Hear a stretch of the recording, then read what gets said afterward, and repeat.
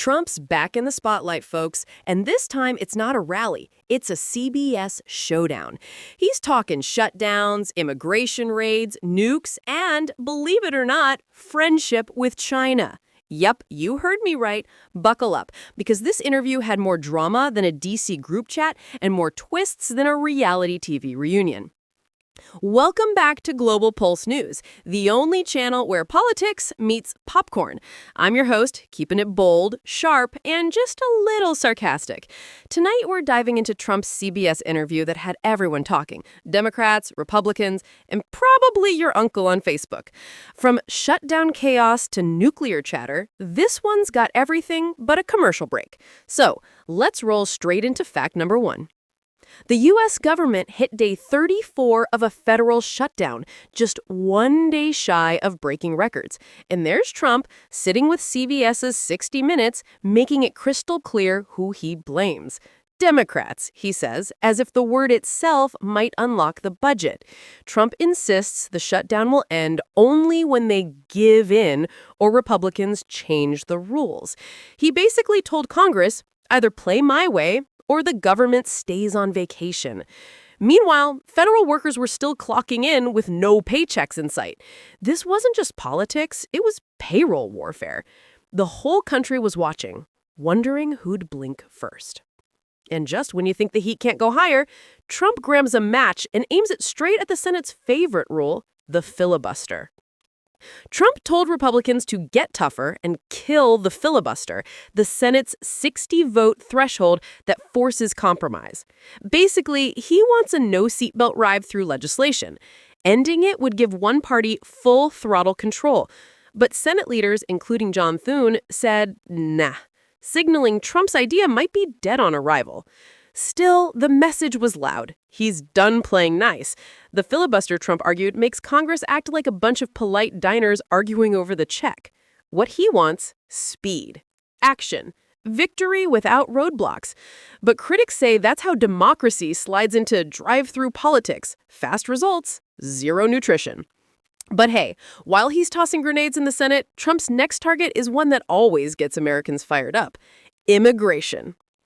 In classic Trump fashion, he doubled down on immigration enforcement, saying the raids haven't gone far enough.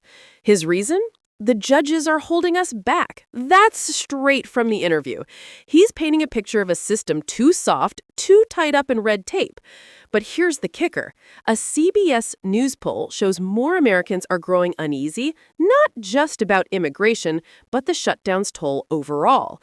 Millions of SNAP recipients are in limbo, TSA workers are exhausted, and air travel feels like a bad sequel. Both parties are catching heat. Democrats for gridlock, Trump for stubbornness. America's patience is thinner than airline pretzels.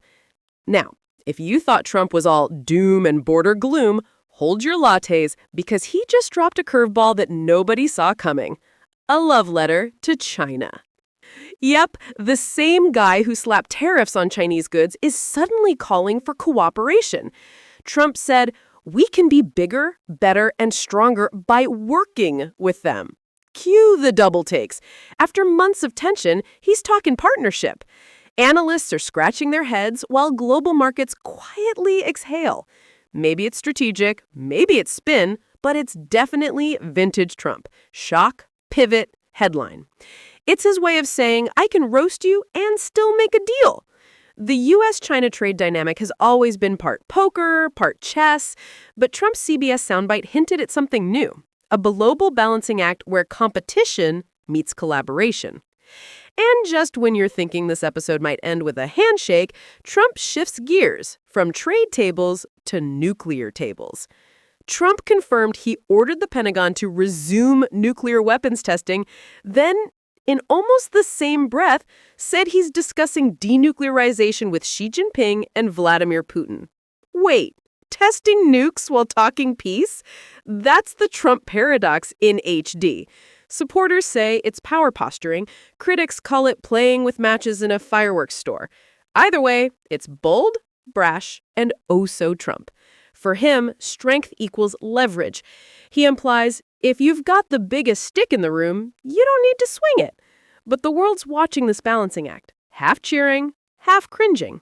And finally, the question everyone's asking: how does this political roller coaster end? Or are we all just stuck at the top, waiting for Congress to hit restart?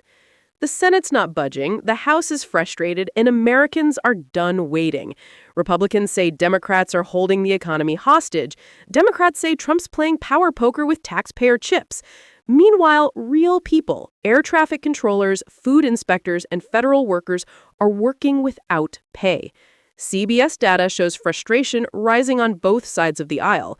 The shutdown's impact is creeping into daily life. Longer airport lines, tighter wallets, and simmering anger. The blame both parties mindset is spreading like wildfire. It's not just politics, it's fatigue. America wants the lights back on.